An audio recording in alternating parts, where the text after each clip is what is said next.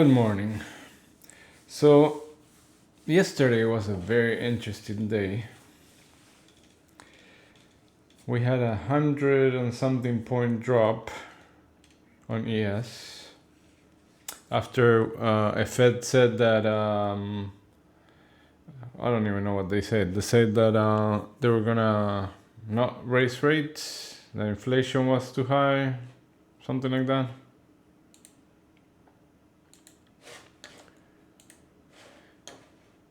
Anyway, so we dropped, let's look at this. We were up here trading at the 5300s and we dropped, filled the gap, which is what I was looking for. We had a nice trade live here, filled the gap, and I thought that was gonna be it, that buyers were gonna defend here, and it kept going and going and going. We traveled through the whole range, through this low volume node, and then broke the previous week's low again for the second time, or third time I would say. Travel the whole range, so we left all this red rectangles that you see here. These are single prints, so we have 1, 2, 3, 4 sets of single prints until we found some support at this volume node. I had it marked as minor support, but when I look back, the reason also why we bounced there is because this was a previous swing high. This is where we broke up above this range here. So anyway, we bounced there, we found support overnight. We just hang around the bottom part of the spike and we cleaned up the first set of single prints, which I want to see how the market acts during RTH and within this single print, which is a little more relevant. Now we had some NFP report and employment, so we had a move down, then a move up. Now we're back in here. We're trading right at the lower end of this single print, which it tells me that I think that there's gonna be more down moves. We bounced right at the 21 EMA. We're below now most of the move. I mean we're below the weekly VWAP. We're below the 21 moving average, and the 50 moving average. The daily is right here, 51.16, which is very close to the February high, and it's very close to the previous contract settlement, and it's very close to the quarterly pivot. So I think this is going to be a magnet if we keep moving lower.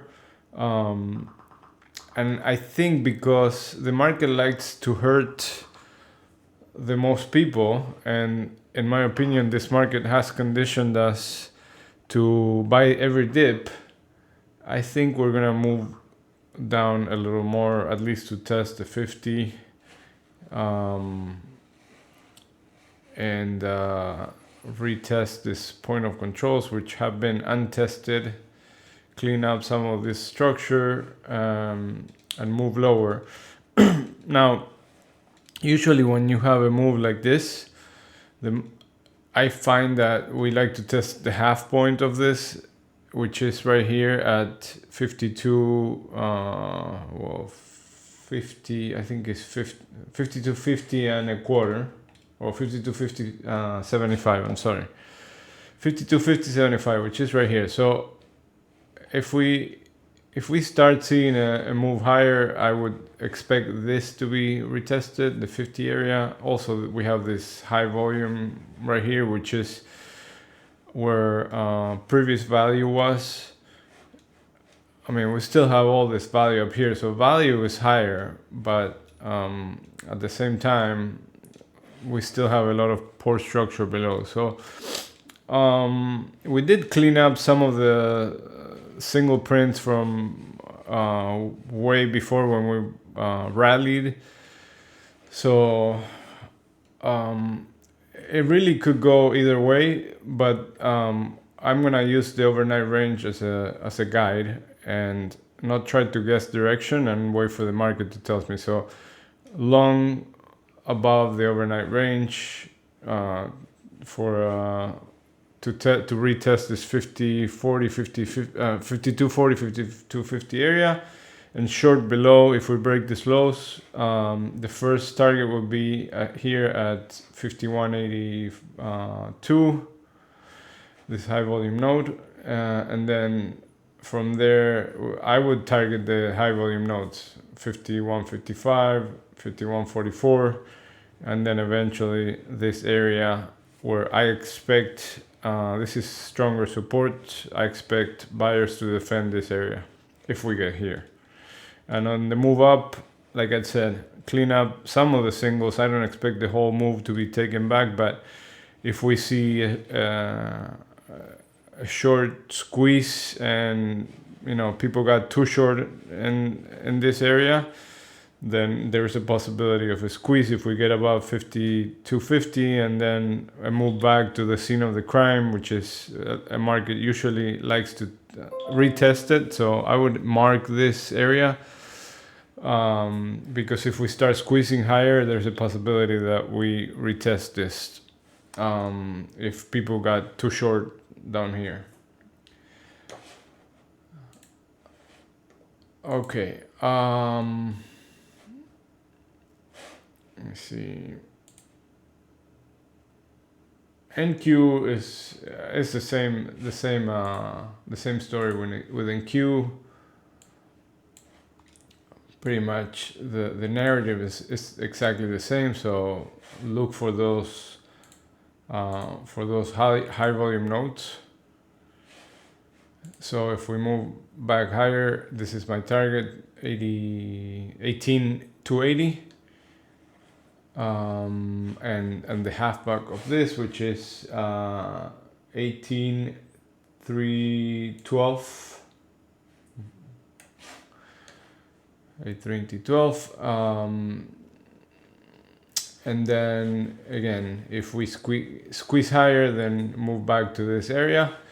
And if we break below the lows, I would look for the thing is that NQ already this bounced at the 50 daily moving average. So if it gets below it, then I would look for a retest of the March low levels, which is here at 17,880, 860. There's a quarterly pivot, so I would look for this area. Let's see. Oil, crude oil.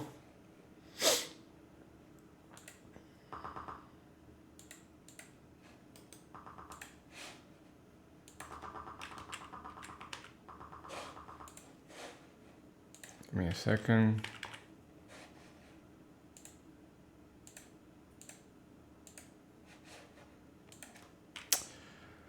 Oh gosh. Okay, here it is. All right, so crude oil keeps making new highs, and I said that my target was between 87 and 87.60. We got to 87.20 and came back, so I'm still looking for a move a little higher into 87.60. I've been holding a long swing trade for a while, and my target is 87.60, and it feels like every time it's about to get there, it drops. But yesterday we had there was some news in the Middle East, and we had a strong push. And I think I'm still looking for the 87.60 and 80. We should find some sellers here 88. But if we don't, if we break through the 88.20, then I would look for all this area to be tested. We have some a previous balance area which goes all the way to where is it, to 94, right? So that's the excess, but the main area where value was is between 88.40 and 91.60. So in the case that we break this 88.40, then I will be looking for those that area to be retested.